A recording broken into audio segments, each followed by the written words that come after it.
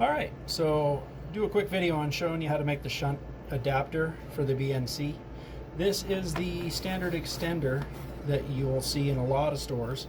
I highly recommend removing them. All they do is cause impedance on the cable that's not necessary and a lot of extra failure points, being this connector right here. So they come in handy as a loop back though.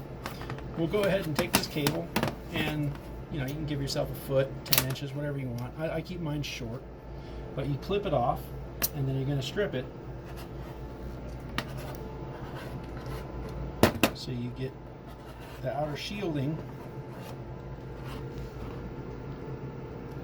something like this. And you peel that back because you want that. Take the foil off.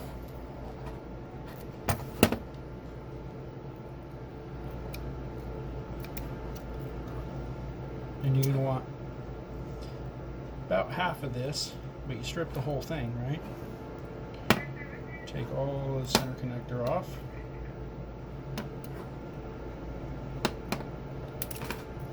And we'll just clip it in half.